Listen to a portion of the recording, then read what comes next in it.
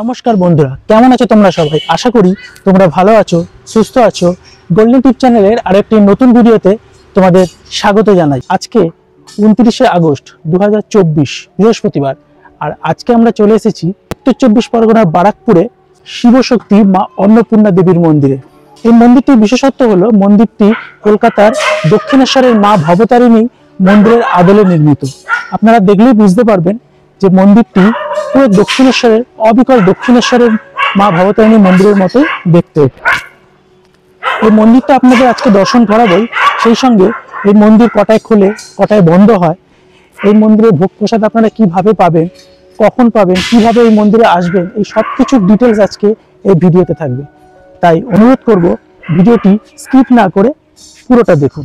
এবার বলি এই মন্দিরে আপনারা আসবেন কিভাবে। এই মন্দিরে আপনারা বাস, ট্রেন যে কোনো ব্যবস্থার মাধ্যমে আসতে পারবেন। শিয়ালদহ থেকে বারাকপুরগামী যে কোনো ট্রেন ধরে চলে আসুন ব্যারাকপুর স্টেশনে।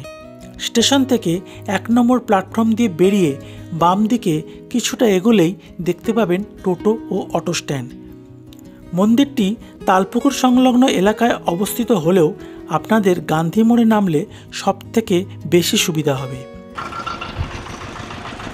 তোমরা যারা বারাকপুর স্টেশন থেকে আসবে তারা অটো বা টোটো ধরে এই রাস্তাটা দিয়ে এসে এই যে স্ট্যান্ডটা দেখছেন এটা হলো গান্ধী মোড়। এইখান থেকে জাস্ট উল্টো দিকে চলে আসবে। উল্টো দিকে আসলেই এখানে দেখি একটা গোপাল মেডিকেল হল বলে আছে।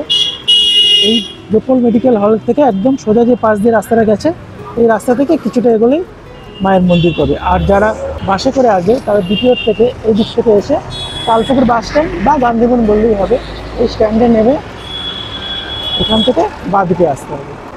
চলুন আমরা এগোতে থাকি।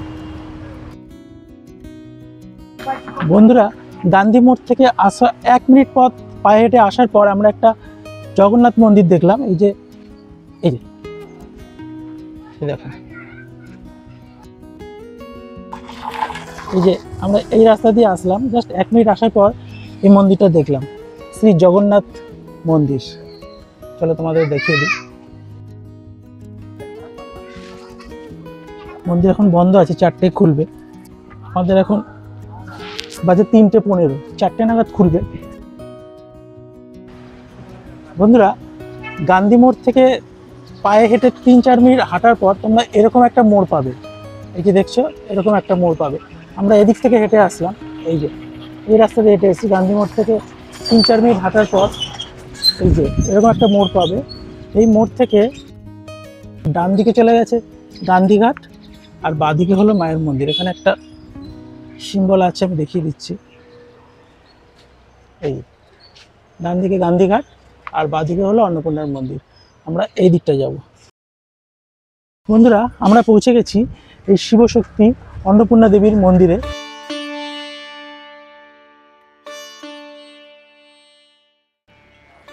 এই যে আমরা এই রাস্তা দিয়ে আসলাম। গান্ধী মোড় থেকে অন্নপূর্ণা দেবীর মন্দিরে আসতে আমাদের সময় লাগলো পায়ে হেঁটে 5 মিনিট। চলুন এবার মন্দিরে প্রবেশ করা যাক। এই হলো মন্দিরের প্রধান প্রবেশদ্বার।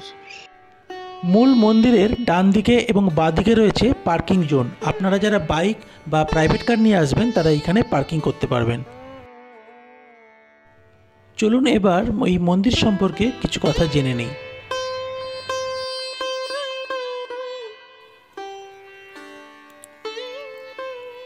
বিখ্যাত দক্ষিণেশ্বর মন্দিরের মতো এটিও একটি নবরত্ন অর্থাৎ 9টি চূড়া বিশিষ্ট মন্দির। এই মন্দিরটি উত্তর চব্বিশ পরগনা জেলার বারাকপুরের তালপুকুর এলাকা সংলগ্ন হুগলি নদীর তীরে অবস্থিত।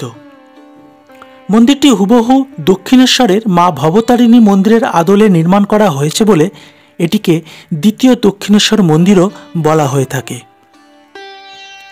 মন্দিরের মূল প্রবেশদ্বার হল পূর্ব দিকে। মূল গেট দিয়ে প্রবেশ করলেই আপনার সোজাসুজি পড়বে মূল মন্দিরটি এবং বাম দিকে পড়বে সুবিশাল নাট মন্দির। মন্দিরটির প্রথম তলায় 4টি রত্ন এবং দ্বিতীয় তলায় 5টি রত্ন রয়েছে, অর্থাৎ টোটাল 9টি রত্ন বা নবরত্ন। বন্ধুরা, রানী রাসমণি দেবীকে তো আমরা সকলেই চিনি। এই রানী রাসমণি দেবীর কনিষ্ঠা কন্যা শ্রীমতী জগদম্বা দেবীর এই মন্দিরটি 1875 সালের 12ই এপ্রিল এই মন্দিরটির উদ্বোধন করেন। কিন্তু এই মন্দিরটি ভক্তদের জন্য খুলে দিয়েছিলেন স্বয়ং শ্রী শ্রী রামকৃষ্ণ পরমহংসদেব। মন্দিরের অভ্যন্তরে দেবী অন্নপূর্ণা এবং ভগবান শিবের মূর্তি রয়েছে। যে স্থানে সিংহাসনটি দাঁড়িয়ে আছে সেটি সাদা পাথরের এবং সিংহাসনটি রূপোর তৈরি। সিংহাসনে একটি পদ্মের উপর অষ্টধাতু অর্থাৎ সোনা, রূপো, তামা, সীসা, দস্তা, টিন, লোহা ও পারদ এই 8টি ধাতুর সমন্বয়ে তৈরি মূর্তি স্থাপিত রয়েছে। দেবী অন্নপূর্ণার ডান হাতে রয়েছে একটি পরিবেশন চামচ এবং বাম হাতে একটি অন্নপাত্র। তার ডান দিকে রূপোর তৈরি মহাদেব, তার হাতে একটি ভিক্ষা বাটি এবং ত্রিশূল। তার পায়ের কাছে রয়েছে গরুড়ের মূর্তি। মন্দিরের পিছন দিকে রয়েছে রাসমণি ঘাটে যাওয়ার রাস্তা এবং 6টি আটচালা শিব মন্দির। দক্ষিণেশ্বরে আমরা যেরকম 12টি শিব মন্দির দেখেছিলাম, এখানে রয়েছে এরকম 6টি শিব মন্দির: কল্যাণেশ্বর, কামেশ্বর, কিন্নরেশ্বর, কেদারেশ্বর, কৈলেশ্বর এবং কপিলেশ্বরকে উৎসর্গীকৃত। মন্দির প্রবেশের ডান দিক ও বাম দিকে রয়েছে নহবতখানা এবং মন্দিরের বাহির দরজার দুপাশে রয়েছে 2টি দ্বাররক্ষী ঘর, যা বর্তমানে জনশূন্য। এই মন্দিরের সাথে আরও একটি আকর্ষণীয় ঐতিহাসিক ঘটনা জড়িত। মন্দিরের প্রধান ফটকের উপর একটি সিংহের মূর্তি রয়েছে।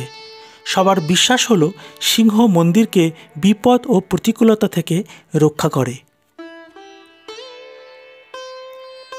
নবরত্ন মন্দির, নাট মন্দির, নহবতখানা, শিব মন্দির সহ এই সমস্ত মন্দির চত্বরটি প্রায় 55 বিঘা জমি জুড়ে রয়েছে। এই মন্দিরটির নির্মাণের কাজ শুরু হয় 1870 সালে। এটি সম্পূর্ণ হতে সময় লেগেছিল 5 বছর। এই মন্দির নির্মাণের সমস্ত ব্যবস্থা করেন শ্রী মথুরবাবু এবং জগদম্বা দেবীর জ্যেষ্ঠ পুত্র শ্রী দ্বারকানাথ বিশ্বাস। এই মন্দির নির্মাণে খরচ হয়েছিল আনুমানিক তৎকালীন 3 লক্ষ টাকা। কিন্তু দুর্ভাগ্যবশত মথুরবাবু মন্দিরটি সম্পূর্ণ দেখার আগেই দেহত্যাগ করেন। পরবর্তীকালে এই মন্দিরটি নির্মাণ করেন রানী রাসমণির কনিষ্ঠা কন্যা জগদম্বা দেবী। মন্দিরটির উদ্বোধন হয়েছিল 1875 সালের 12ই এপ্রিল। বর্তমানে মন্দিরের মধ্যেই জগদম্বা দেবীর স্মৃতি হিসাবে একটি মূর্তি নির্মিত রয়েছে। এবারে চলুন এখানে কর্মরত একজনের কাছ থেকে এই মন্দিরের কিছু কথা জেনে নিই। আপনার নামটা এখন? ঝর্ণা বিশ্বাস। আচ্ছা, আমি জানতে চাইছি যে এই মন্দিরে যে ভোগ প্রসাদ বা মন্দির কটায় খোলে, কটায় বন্ধ হয়? একটু সকাল 6টায় খোলে।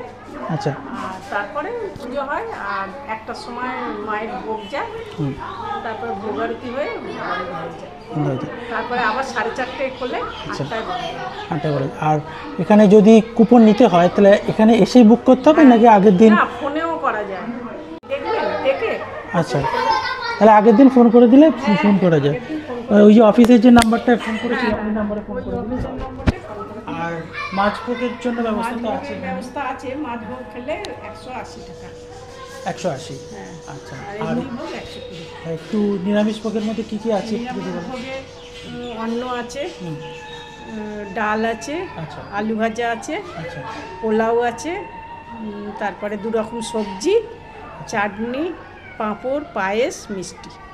আচ্ছা আচ্ছা। আর এমনি বলছি যে এই মন্দিরে শুনেছি যে ঠাকুর রামকৃষ্ণদেব নাকি এখানে কয়েকবার এসেছিলেন, 3বার না 4বার এসেছিলেন। ওই মন্দির যখন তৈরি করবে জমি দেখতে এসেছিলেন। আর ওই যে বেলগাছটা দেখছেন, হ্যাঁ ওই বেলগাছের তলায়, তখন তো জঙ্গল ছিল, ওই বেলগাছের তলায় বিশ্রাম নিয়েছিলেন। ওই জন্য ওই বেলগাছের ওইখানটা বাঁধিয়ে, মানে পুরো দক্ষিণেশ্বরের মন্দিরের মধ্যে এটা করার পিছনে কোনো কারণ আছে? ওই মিস্ত্রি করেছে। দক্ষিণেশ্বরের 20 বছর পর এটা হচ্ছে।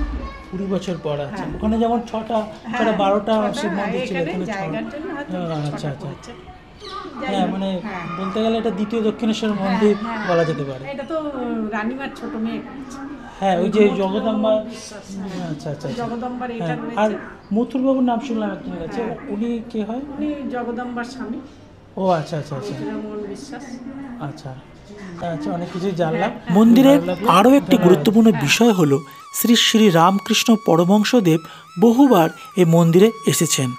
মন্দিরের দক্ষিণ পশ্চিম দিকে বেড়ে ওঠা পবিত্র এই বেলগাছের তলায় বসে তিনি ধ্যান করতেন এবং তারপর এই বেলগাছের পাশে একটি ঘরে গিয়ে তিনি বিশ্রাম নিতেন।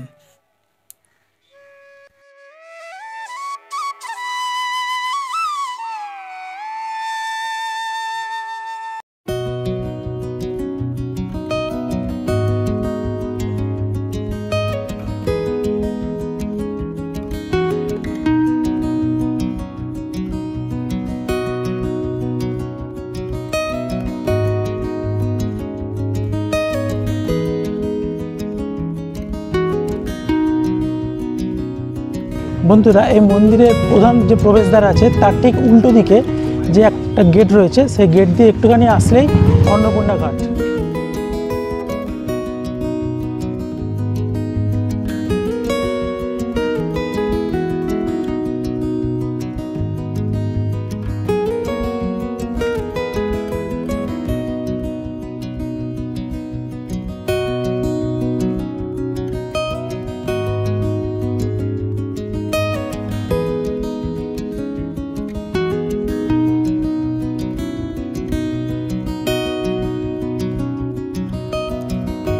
আদতে এটি রাসমণি ঘাট হলেও যেহেতু অন্নপূর্ণা মন্দিরের সান্নিধ্যে এই ঘাট, তাই স্থানীয়রা এটাকে অনেকেই অন্নপূর্ণা ঘাটও বলে থাকেন।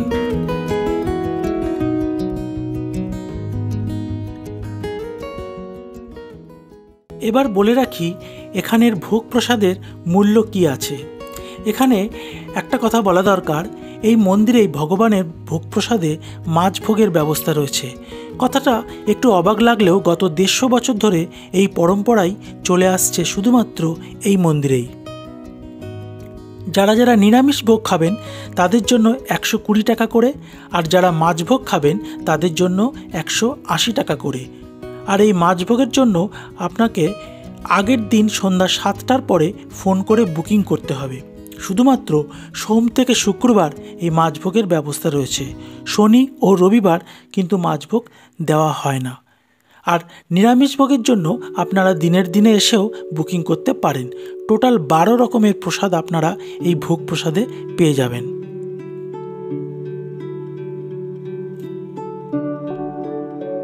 বন্ধুরা, এই যে লম্বা বারান্দাটা দেখছেন, এইখানেই মায়ের ভোগ আরতি দেওয়ার পর ভক্তদের বসিয়ে অন্নভোগ দেওয়া হয়।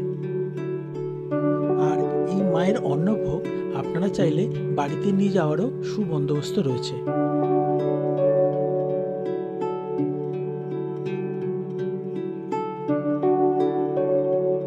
বন্ধুরা, আপনারা যদি দক্ষিণেশ্বরের ভিড় ঠেলে একটু শান্তিতে মায়ের পুজো দিতে চান তাহলে কিন্তু এখানে অবশ্যই আসতে পারেন। আপনারা এখানে সকাল সকাল আসুন, অনেকক্ষণ সময় কাটান, মা অন্নপূর্ণার দর্শন করুন, ভোগ প্রসাদ গ্রহণ করুন।